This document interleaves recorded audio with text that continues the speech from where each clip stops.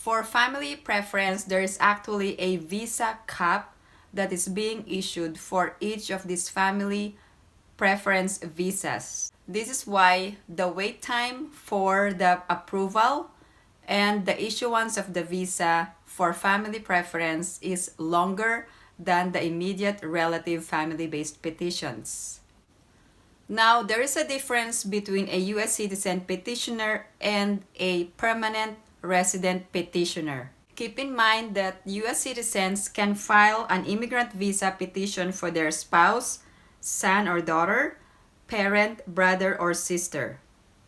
Now, for U.S. lawful permanent residents, they can only file an immigrant visa for their spouse or unmarried son or daughter. For family preference visas, there are actually 4 countries that are oversubscribed, meaning to say that there are more applicants or there are more demands for the visa than there is a visa available for each year for these countries. The oversubscribed countries are Philippines, Mexico, India, and China. In general, family-sponsored preference visas are limited to 226,000 visas per year. So by statute, these annual visa limits may be exceeded when certain immigrant visas from the previous fiscal year's allocation were not fully used. In addition, there are limits to the percentage of visas that can be allocated based on an immigrant's country of chargeability, usually the country of birth. When the demand is higher than the supply of visas for a given year in any given category or country, a visa queue, a waiting list, or a backlog forms.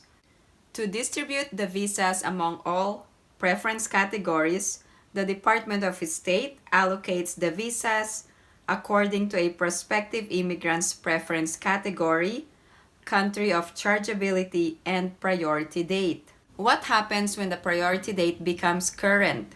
Immigrants may be able to adjust their status if they are in the U.S. or if they are outside the U.S., they can apply for an immigrant visa and obtain lawful permanent resident status if otherwise eligible. How do you find your priority date? If you are a prospective immigrant, you can find your priority date on Form I-797 Notice of Action for the petition filed on your behalf.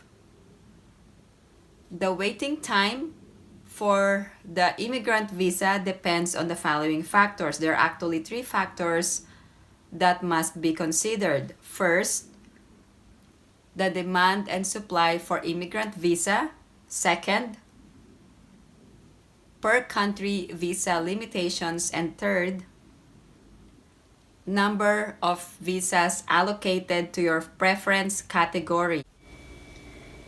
Here are the family preference categories: F1, F2A, F2B, F3, and F4. I apologize for the typo for FB2, which should be F2B. Preference categories apply to family members who are not immediate relatives, so the visas allotted for these categories are subject to annual numerical limits, meaning to say there is a visa cap. A visa becomes available to a preference category based on the priority date or the date the Form I-130 was filed. So please take note of this date. Here are the preference categories. For first preference or F1, these are for unmarried adult sons and daughters of U.S. citizens. Adult means 21 or older.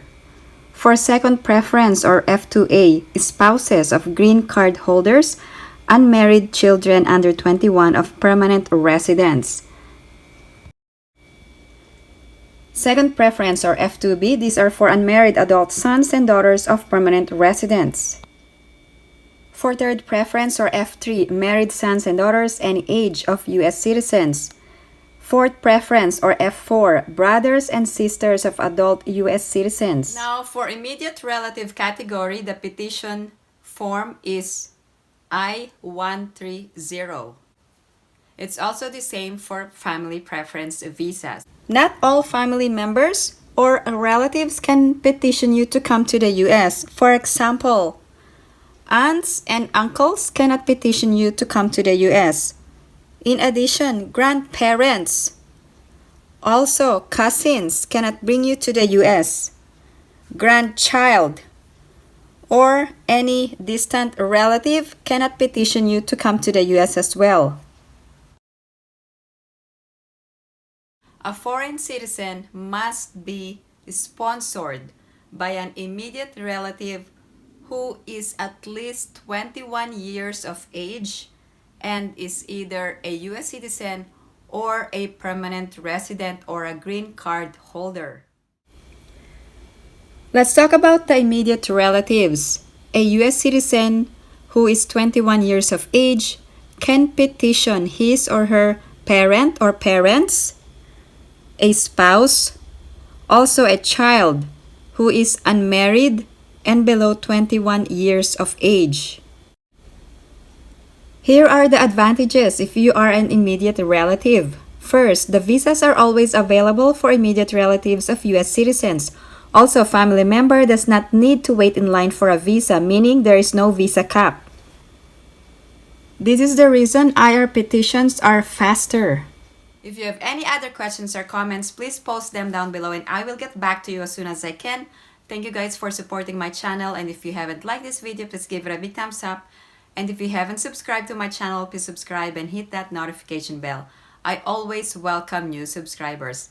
Thank you guys for supporting my channel. I hope everyone is staying safe and have a great day.